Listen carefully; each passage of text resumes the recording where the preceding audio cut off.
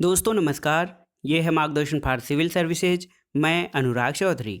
आज की वीडियो में हम सॉल्व करेंगे उत्तर प्रदेश माध्यमिक शिक्षा सेवा चयन बोर्ड द्वारा आयोजित टीजीटी पीजीटी परीक्षा इतिहास का प्रैक्टिस सेट। दोस्तों ये वीडियो टीजीटी पीजीटी इतिहास के साथ साथ गवर्नमेंट इंटर कॉलेज प्रवक्ता, गवर्नमेंट डिग्री कॉलेज, उच्चतर शिक्षा असिस्टेंट प्रोफेसर, एलटी ग्रेड, केंद्रीय विद्यालय संगठन और नेट जेआरएफ इतिहास के लिए बहुत ही उपयोगी तथा महत्वपूर्ण है। तो आइए शुरू करते हैं आज का प्रैक्टिस सेट टीजीटी पीजीटी इतिहास प्रैक्टिस सेट संख्या 4। दोस्तों आज की प्रैक्टिस सेट का जो पहला प्रश्न है देखिए बहुत ही महत्वपूर्ण है। ये प्रश्न आधुनिक भारत के इतिहास से संबंधित है। देखिए प्रश्न है कि मैकमोहन रेखा किस संधि का परिणाम थी। ऑप्शन है आपके Kabul treaty, Lhasa treaty, Nanjing treaty या शिमला कन्वेंशन 1914। तो सही उत्तर है दोस्तों मैकमोहन रेखा भारत और तिब्बत के बीच की रेखा है। ये वर्ष 1914 में शिमला समझौते के परिणाम स्वरूप जो है अस्तित्व में आई थी और इस सीमा रेखा का नाम हेनरी मैकमोहन के नाम पे रखा गया था और इनकी इस समझौते में महत्वपूर्ण भूमिका थी और भारत की तत्कालीन अंग्रेजी सरकार के ये विदेश सचिव भी थे। दोस्तों मैकमोहन रेखा वर्तमान में भारत और चीन के बीच की सीमा रेखा है। अगला प्रश्न है अंग्रेजी सम्राट ने भारतीय स्वतंत्रता अधिनियम पर किस तिथि को हस्ताक्षर किए थे। ऑप्शन है 3 जून 1947, 26 जून 1947, 18 जुलाई 1947 या 31 जुलाई 1947। तो सही उत्तर है दोस्तों अंग्रेजी सम्राट ने या जो अंग्रेजी राजा है या ब्रिटिश शासक ब्रिटिश राजा ने भारतीय स्वतंत्रता अधिनियम पर 18 जुलाई 1947 को हस्ताक्षर किया था। दोस्तों भारतीय स्वतंत्रता अधिनियम 1947 इंग्लैंड की पार्लियामेंट द्वारा पारित वह विधान है जिसके अनुसार इंग्लैंड शासित भारत को दो भागों में यानी भारत और पाकिस्तान में बांटा गया और ये अधिनियम ब्रिटिश पार्लियामेंट में 18 जुलाई 1947 को स्वीकृत हुआ और 15 अगस्त 1947 को भारत का विभाजन हुआ। साथ ही दोनों देश स्वतंत्र घोषित किए गए। अगला प्रश्न है दोस्तों शाही भारतीय नौसेना यानी रॉयल इंडियन नेवी के नाविकों ने किस दिन विद्रोह किया था, आपको बताना है। ऑप्शन है आपके 8 फरवरी 1946, 18 फरवरी 1946, 18 जनवरी 1946 या 28 जनवरी 1946। तो सही उत्तर है दोस्तों ऑप्शन बी 18 फरवरी 1946।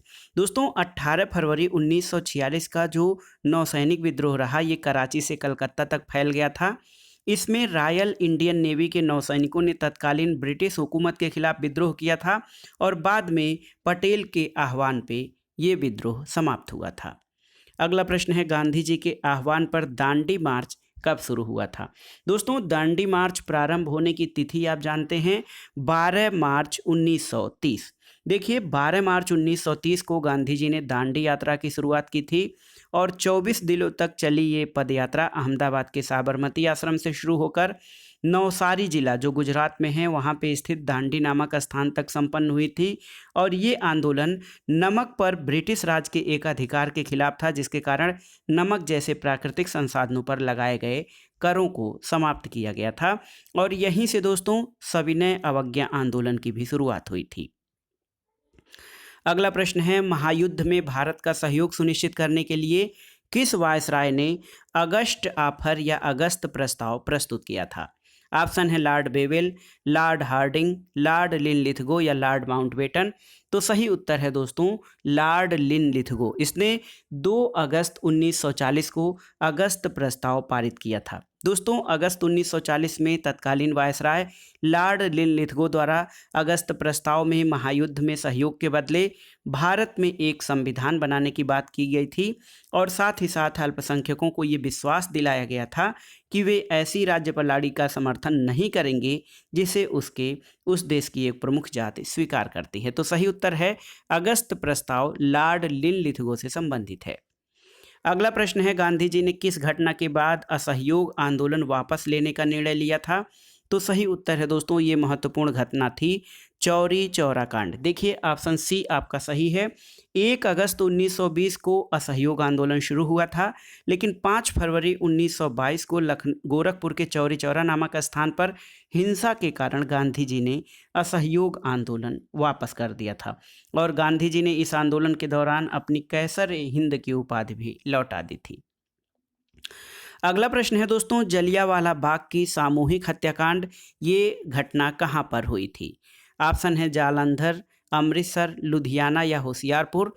तो सही उत्तर है दोस्तों अमृतसर।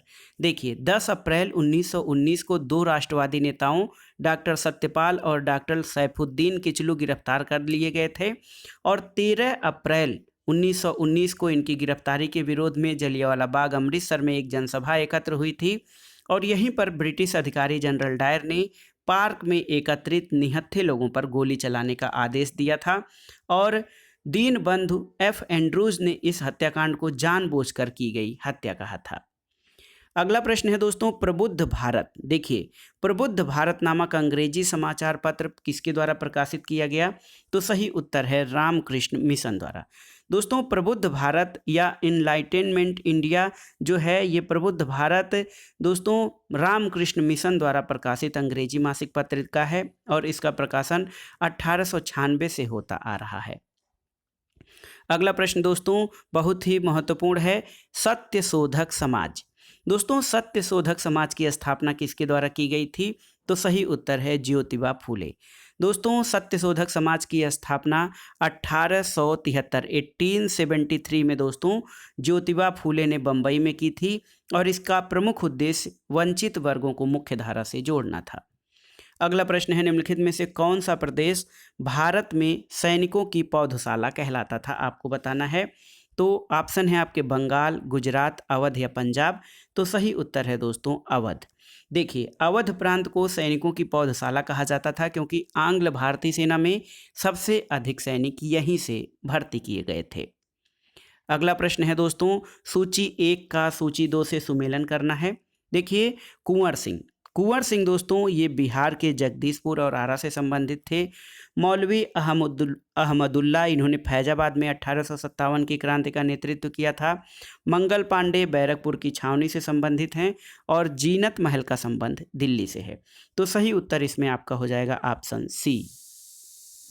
अगला प्रश्न है दोस्तों, निम्नलिखित में से कौन प्रसिद्ध प्राच्यविद नहीं था? ऑप्शन है एच.टी. Colebrook, H Wilson, Edwin Arnold या चार्ल्स ट्रेवेर्नियर। तो सही उत्तर है दोस्तों ऑप्शन डी, चार्ल्स ट्रेवेर्नियर ये प्रसिद्ध प्राच्यविद नहीं था। वो एक ब्रिटिश अधिकारी था, प्रशासनिक कार्यकर्ता था। 1850 से 1860 तक कलकत्ता की कॉलोनियों में उसने कार्य किया था। वो आधुनिक भारत में कार्य किया था, न कि प्राच्य में। जबकि एच.टी. कोलब्रुक, विल्सन और एर्नाल्ड दोस्तों ये प्रसिद्ध प्राच्यविद के अंतर्गत शामिल हैं। अगला प्रश्न है, गिफ्ट टू मोनोथ्रिस्ट्स। देखिए गिफ्ट टू मोनोथ्रिस्ट जिसको कि हिंदी में कहा जाए कि एकेश्वरवादियों को उपहार या तोहफत उल मुहाउद्दीन।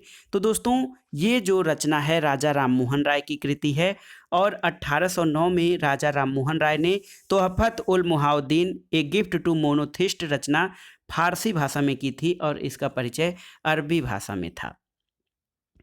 अगला प्रश्न है दोस्तों बहुत ही महत्वपूर्ण है, सूर्यास्त कानून ये ब्रिटिश सरकार की किस भू राजस्व व्यवस्था से संबंधित था? ऑप्शन है रैयतवाड़ी बंदोबस्त, अस्थाई बंदोबस्त, महलवाड़ी बंदोबस्त या तालुकेदारी बंदोबस्त। तो आपको बताना है सूर्यास्त कानून ब्रिटिश सरकार की किस भू राजस्व व्यवस्था से संबंधित था? तो सही उत्तर है ऑप्शन बी, अस्थाई बंदोबस्त।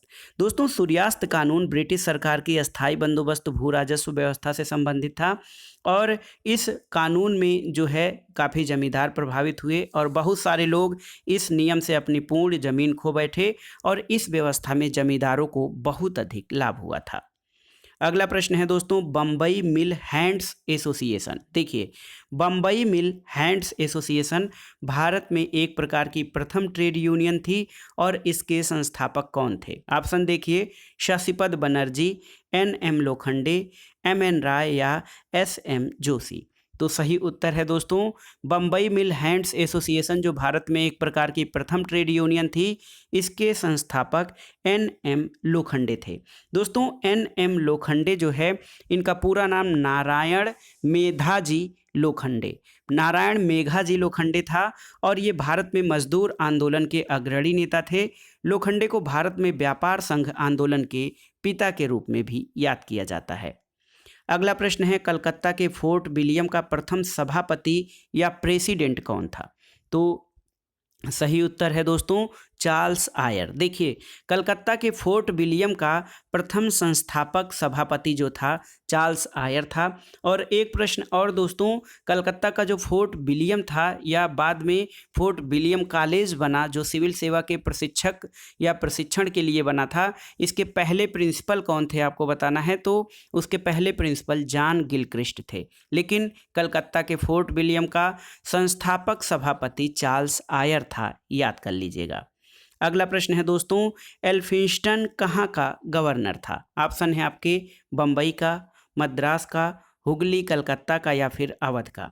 तो सही उत्तर है दोस्तों बम्बई का गवर्नर था एल्फिंस्टन। देखिए एल्फिंस्टन जो है माउंट स्टुअर्ट एल्फिंस्टन इसका पूरा नाम था। ये स्कॉटलैंड का एक राजनयिक और इतिहासकार था जो ब्रिटिश सरकार की तरफ से 1819 से 1827 में मुंबई का गवर्नर रहा। वहाँ पर उसने कई शिक्षण संस्थान आरंभ किए और उसने भारत और अफगानिस्तान के बारे में पुस्तकें लिखी। दोस्तों बम्बई में प्रसिद्ध एल्फिंस्टन कॉलेज भी स्थित है। अगला प्रश्न है, भारत में बंगाल का प्रथम गवर्नर जनरल कौन था? ऑप्शन है क्लाइव, वारेन हेस्टिंग्स, कॉर्नवालिस या डलहौजी। तो सही उत्तर है बंगाल का प्रथम गवर्नर जनरल वारेन हेस्टिंग्स था। दोस्तों 1773 या 1773 का जो रेगुलेटिंग एक्ट था, उसके द्वारा बंगाल के गवर्नर को अंग्रेजी क्षेत्र यानी कलकत्ता, बम्बई, मद्रास का गवर्नर जनरल कहा जाने लगा और इस तरह मद्रास और बम्बई के गवर्नर उसके अधीन हो गए। वारेन हेस्टिंग्स जो बंगाल के गवर्नर के पद पर था, बाद में बंगाल का गवर्नर जनरल हो गया। तो सही उत्तर है दोस्तों भारत में बंगाल का प्रथम गवर्नर जनरल वारेन हेस्टिंग्स था। अगला प्रश्न है दोस्तों, कवि चंडीदास ने किस भाषा की लोकप्रियता में योगदान दिया, या कवि चंडीदास किस भाषा के लोकप्रिय कवि थे? ऑप्शन है बंगाली, ब्रज भाषा, मैथिली या फिर अवधी। तो सही उत्तर है बंगाली। दोस्तों कवि चंडीदास ये राधा कृष्ण के लीला संबंधी साहित्य के आदि कवि माने जाते हैं। इनका बंगाली वैष्णव समाज में बहुत अधिक सम्मान है और चंडीदास को द्विज चंडीदास, दीन चंडीदास, बड़ू चंडीदास आदि नामों से जाना जाता है और इनकी पदावलियों को प्रायः कीर्तनिया लोग गाते भी हैं। और इन्होंने दोस्तों चंडीदास ने बंगाली भाषा के उन्नयन में योगदान दिया था। अगला प्रश्न देखते हैं, निम्नलिखित को सुमेलित करना है। देखिए सीरा, दोस्तों सीरा जो है ये पैगंबर की जीवनी को सीरा कहा जाता है। हदीस पैगंबर के कथनों और कृत्यों का अभिलेख हदीस कहलाता है। सुन्नह क्या है? तो सुन्नह जो है पारंपरिक सामाजिक प्रथाएं हैं और तफसीर जो है ये कुरान की व्याख्या है। तो याद रखिए ये सही सुमेलन इस प्रकार से होगा और ऑप्शन आपका सही उत्तर ऑप्शन डी हो जाएगा। अगला प्रश्न है दोस्तों, अपने शासनकाल के किस वर्ष अकबर ने अपने साम्राज्य को सूबे में विभाजित किया था? ऑप्शन है 18वें वर्ष, 24वें वर्ष, 32वें वर्ष और 40वें वर्ष। तो सही उत्तर है दोस्तों अपने शासनकाल के 24वें वर्ष, यानी 24वें वर्ष में, शासनकाल के 24वें वर्ष में अकबर ने अपने साम्राज्य को सूबों में विभाजित किया। अकबर का जन्म 15 अक्टूबर 1542 को अमरकोट में हुआ था और 13 वर्ष की आयु में अकबर ने अपने पिता की मृत्यु के बाद शासन संभाला था। प्रारंभ में अकबर के शासन का कार्य बैरम खां देखता था और 1560 से अकबर ने प्रशासन अपने हाथों में ले लिया था। तो ये था 24वें वर्ष में अकबर ने अपने साम्राज्य को सूबों में विभाजित किया था। अगला प्रश्न है दोस्तों, भूमि राजस्व व्यवस्था के अंतर्गत किसानों को कबूलियत और पट्टा देने की प्रणाली किसने आरंभ की? ऑप्शन है शेरशाह, अकबर, शाहजहां या फिर औरंगजेब। तो सही उत्तर है दोस्तों ऑप्शन ए शेरशाह। दोस्तों शेरशाह द्वारा संशोधित भू राजस्व प्रणाली के अंतर्गत किसानों को पट्टा और कबूलियत देने की प्रणाली अपनाई गई। इसमें किसानों को इस बात का विश्वास रहता था कि उनको इस भूमि पर कितने वर्ष खेती करनी है और कब तक वह क्षेत्र उनके अधिकार में रहेगा। अगला प्रश्न है शेर शाह का मकबरा कहाँ स्थित है? ऑप्शन है आपके फतेहपुर सीकरी, सासाराम, आगरा या फिर दिल्ली में।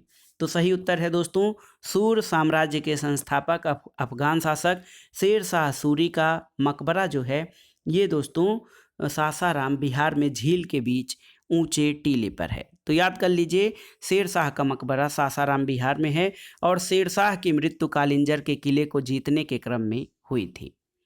अगला प्रश्न है दोस्तों भारत में किसके द्वारा तोप और बंदूक का प्रयोग सबसे पहली बार किया गया था?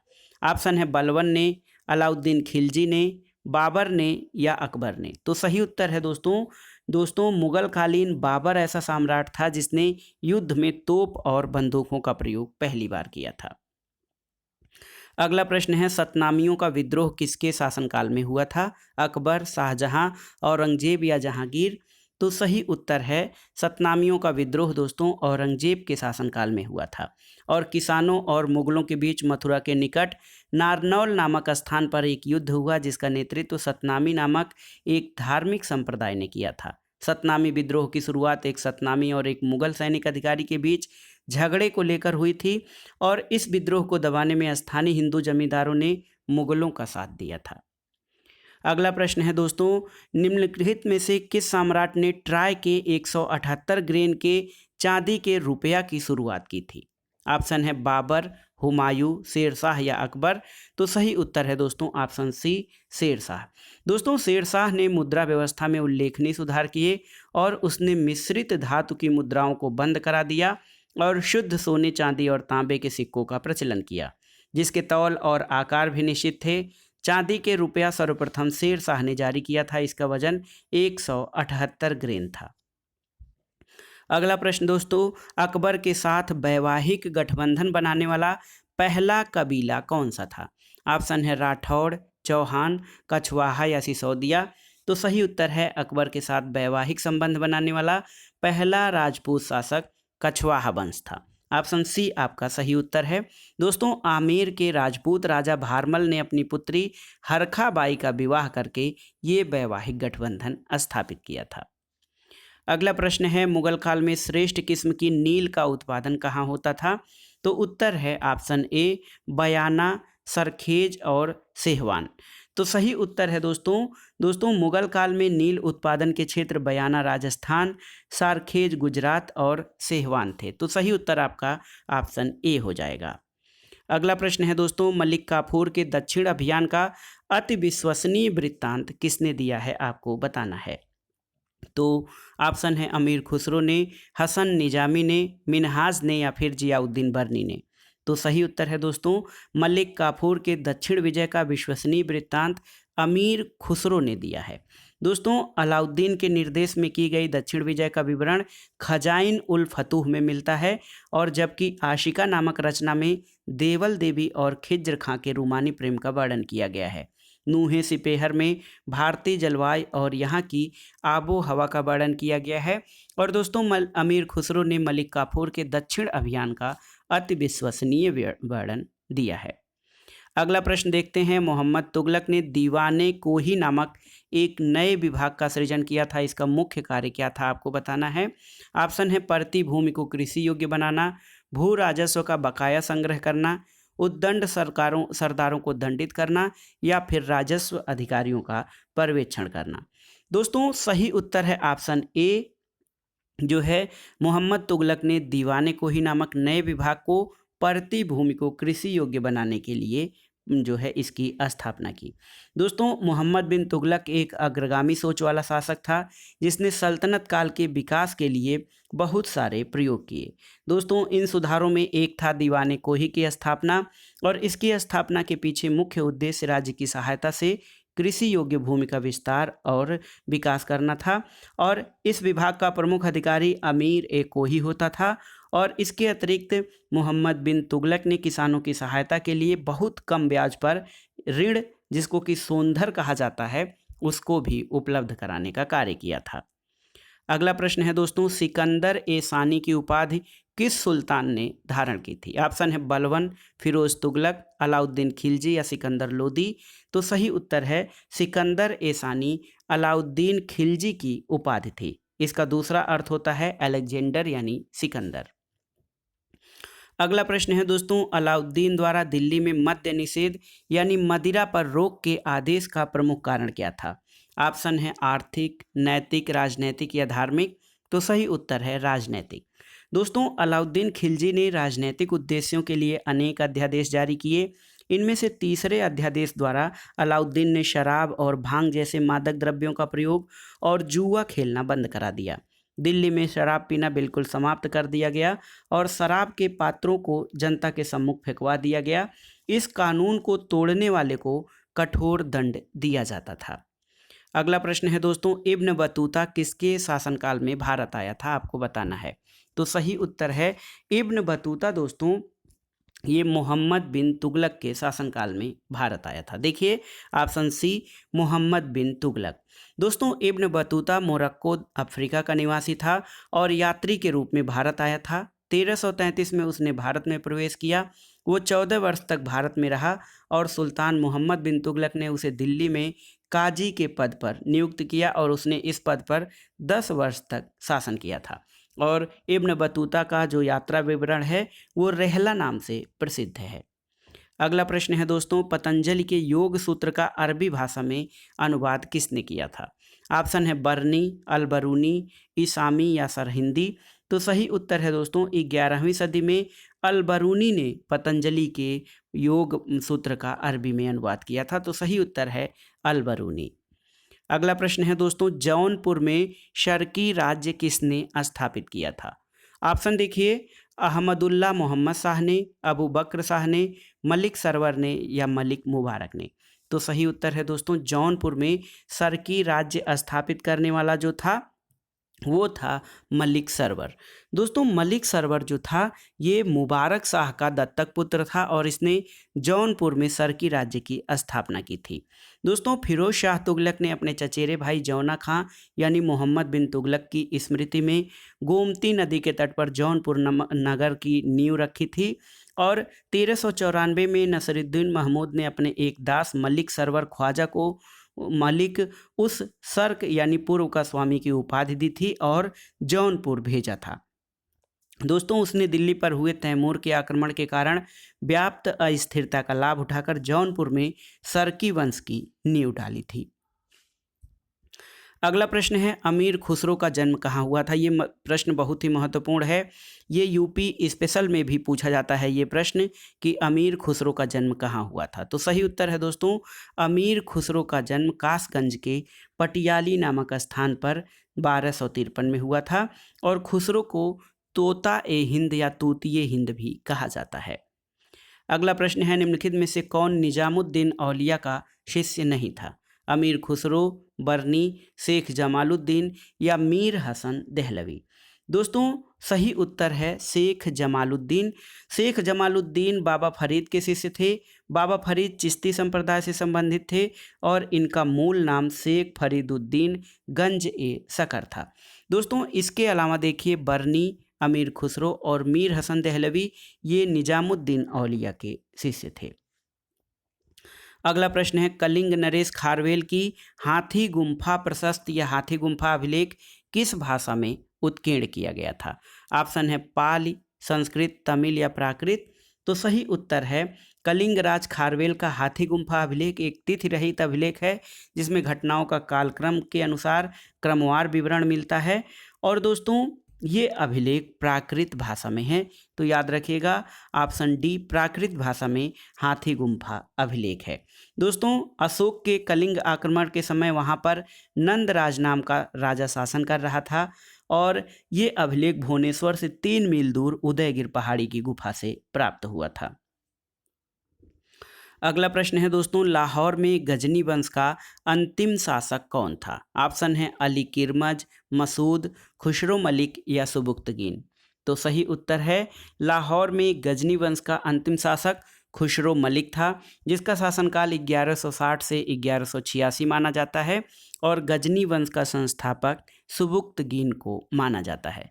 तो लाहौर में गजनी वंश का अंतिम शासक खुसरो मलिक था, याद कर लीजिएगा। अगला प्रश्न दक्षिण भारत के इतिहास से संबंधित है। उत्तमेरूर अभिलेख में सभा के गठन का विवरण किसके शासनकाल से संबंधित है?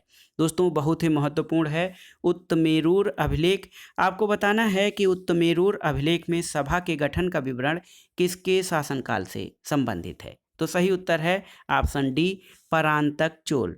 दोस्तों चोल शासक परांतक प्रथम के 2 अभिलेख जो हैं उत्तमेरूर में मिले हैं और वहाँ से चोल स्वायत्त शासन प्रणाली का वर्णन मिलता है। इसमें सभा के गठन का विवरण भी प्राप्त होता है। तो सही उत्तर है उत्तमेरूर अभिलेख परांतक चोल से संबंधित है। अगला प्रश्न है दोस्तों, किस चोल शासक ने सबसे पहले भूमि की पैमाइश कराई थी यानी भूमि की नाप कराई थी? ऑप्शन है राजराज प्रथम, सुंदर चोल, गांडरादित्य या राजेंद्र चोल। तो सही उत्तर है दोस्तों ये था राजराज प्रथम। दोस्तों राजराज प्रथम वह चोल शासक था जिसने सर्वप्रथम भूमि की पैमाइश 1000 ईस्वी में करवाया, भू राजस्व का निर्धारण किया जो चोल राज्य की आय का प्रमुख साधन था और भूमि की 12 से अधिक किस्मों का उल्लेख मिलता है। अगला प्रश्न एक ग्रंथ है प्राकृत प्रकाश। प्राकृत प्रकाश ग्रंथ का लेखक कौन था? ऑप्शन है पतंजलि, पाणिनि, वररुच या अमर सिंह। तो सही उत्तर है दोस्तों प्राकृत प्रकाश जो है ग्रंथ इसके लेखक वररुचि को माना जाता है। ऑप्शन सी आपका सही है।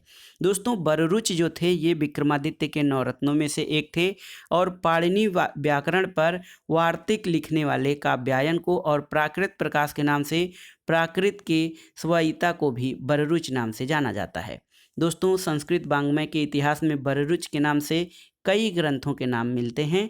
तो सही उत्तर है वररुच जो है ये प्राकृत प्रकाश के लेखक हैं। अगला प्रश्न है निम्नलिखित क्षेत्रों में से किस क्षेत्र पर चंद्रगुप्त प्रथम का शासन नहीं रहा था? ऑप्शन है प्रयाग, साकेत, वैशाली या मगध। तो सही उत्तर है दोस्तों वैशाली। देखिए चंद्रगुप्त प्रथम जो है ये गुप्त वंश का तीसरा और प्रथम महान शासक था और वैशाली को छोड़कर इसने लगभग प्रयाग, साकेत और मगध आदि राज्यों पर शासन किया था। चंद्रगुप्त प्रथम ने दोस्तों महाराजा धीराज की उपाधि धारण की और चंद्रगुप्त को गुप्त संवत का संस्थापक भी माना जाता है। तो सही उत्तर है वैशाली पर चंद्रगुप्त प्रथम का शासन नहीं था।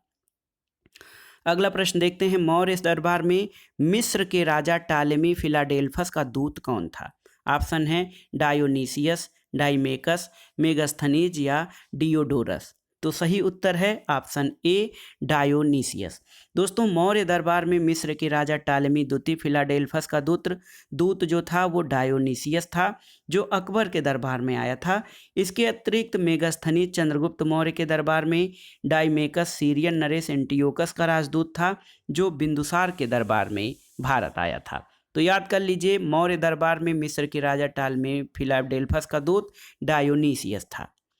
अगला प्रश्न है निम्नलिखित में से कौन सा सही कालक्रम में है? आपको कुछ वंशों के जो है सही कालक्रम को बताना है।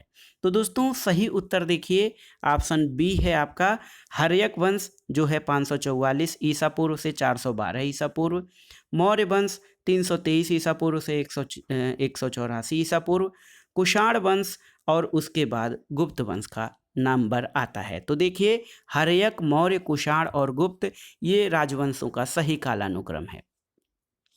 अगला प्रश्न देखते हैं किस स्थान से कपिल वस्तु महाविहारे अंकित शील या मोहर प्राप्त हुई है? ऑप्शन है पिपराहवा, काशी, देवदह या सालवन।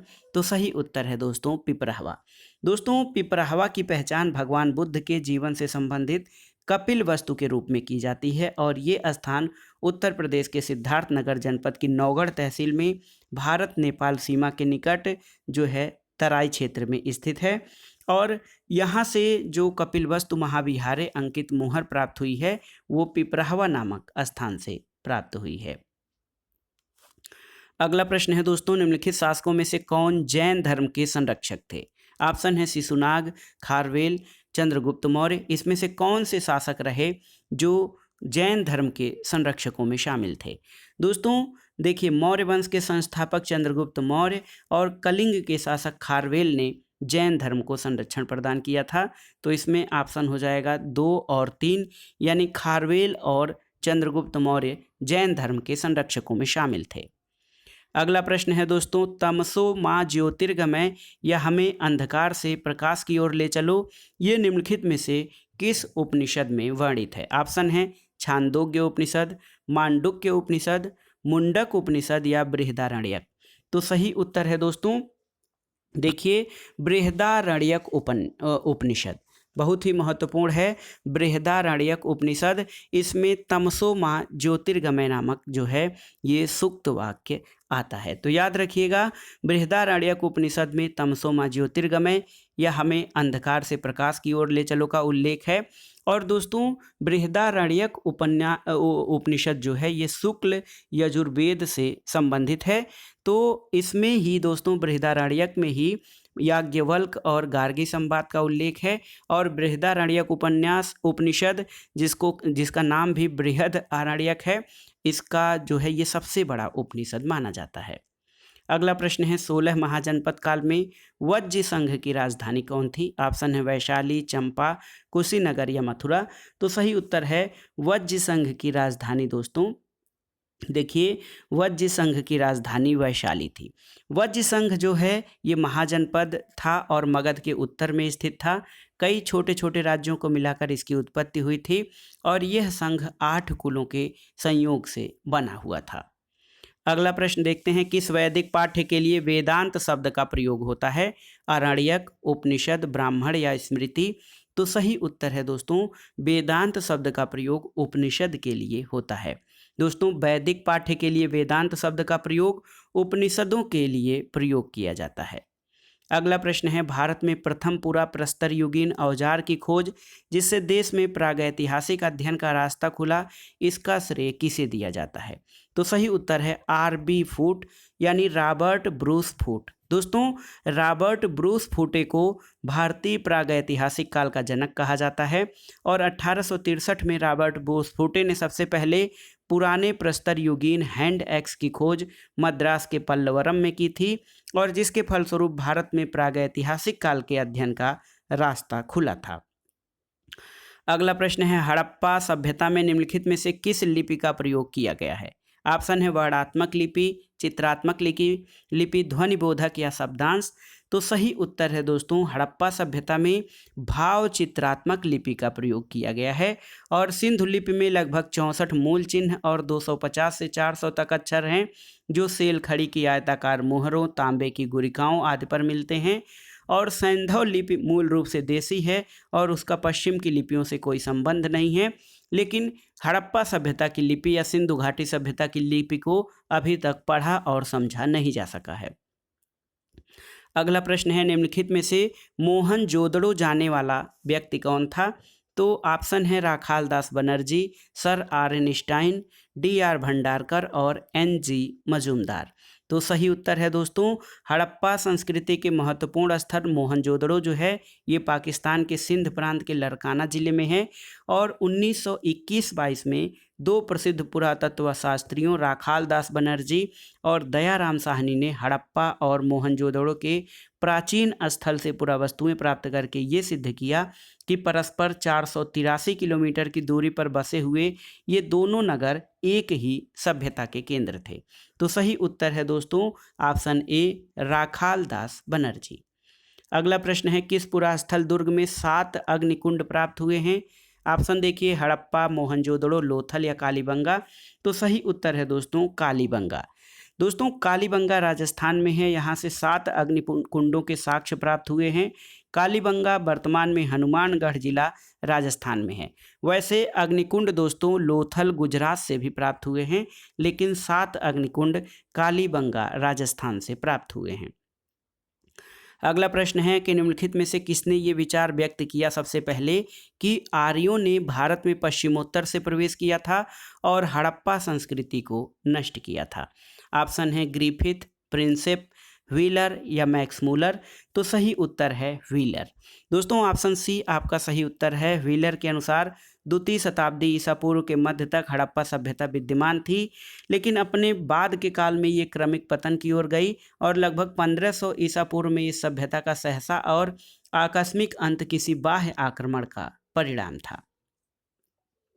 अगला प्रश्न है सिंधु घाटी सभ्यता की खोज किस वर्ष की गई थी? 1921, 1933, 1917 या 1941? तो सही उत्तर है सिंधु घाटी की सभ्यता की खोज 1921 में दयाराम साहनी ने की थी। दोस्तों, जहां से मनुष्य के शरीर की बलुआ पत्थर की बनी मूर्तियां, अन्नागार और बैलगाड़ी के साक्ष्य मिले हैं।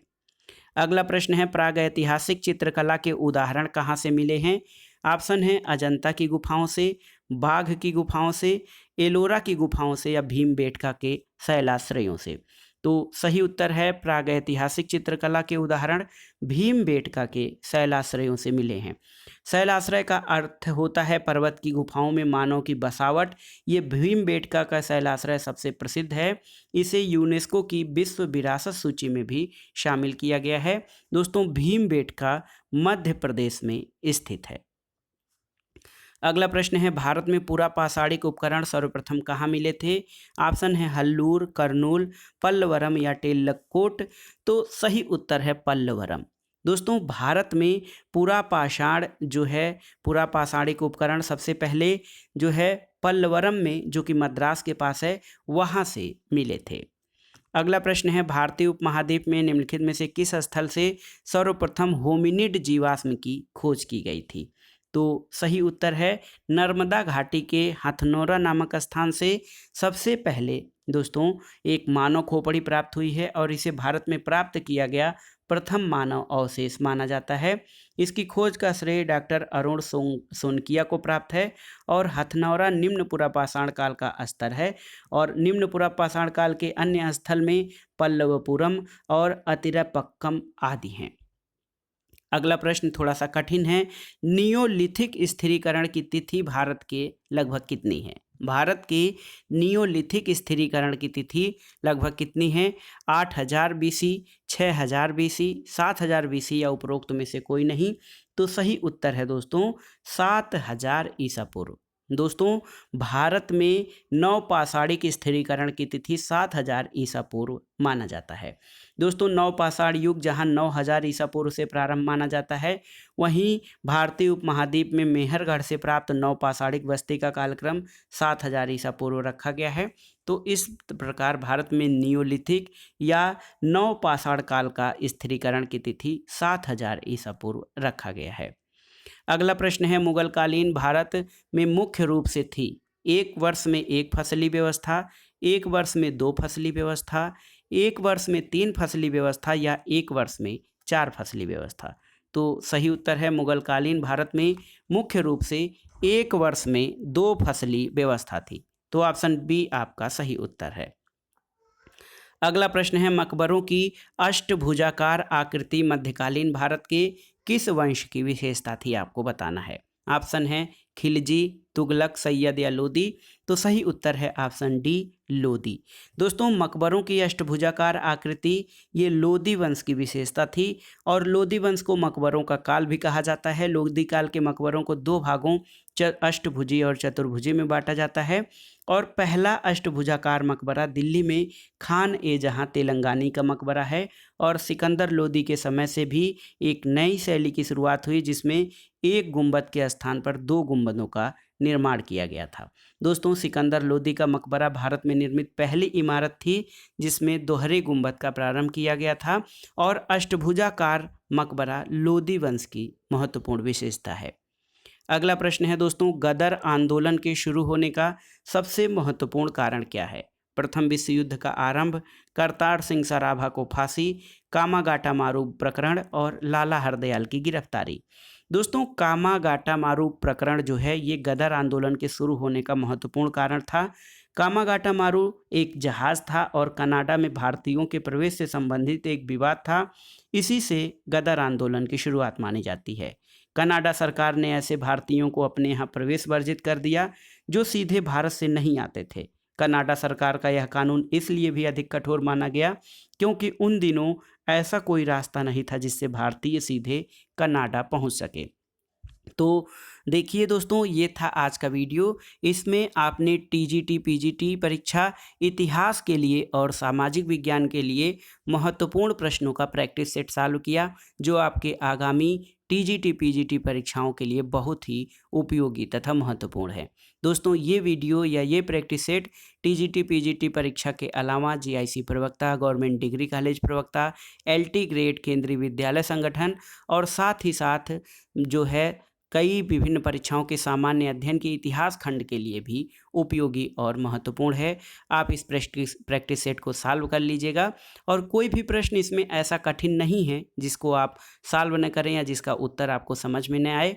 कुछ प्रश्न ऐसे हैं जो थोड़े नए और कठिन प्रकार के हैं, उनको अलग से नोट कर लीजिए और उनको बार बार रिवाइज करते रहिए ताकि परीक्षा में आप आसानी से उन प्रश्नों को सही अटेम्प्ट कर सकें। वीडियो आपको कैसा लगा हमें कमेंट बॉक्स में ज़रूर बताइएगा। वीडियो को लाइक करें, शेयर करें और इस चैनल मार्गदर्शन फॉर सिविल सर्विसेज को सब्सक्राइब करें। वीडियो देखने के लिए धन्यवाद दोस्तों। नमस्कार।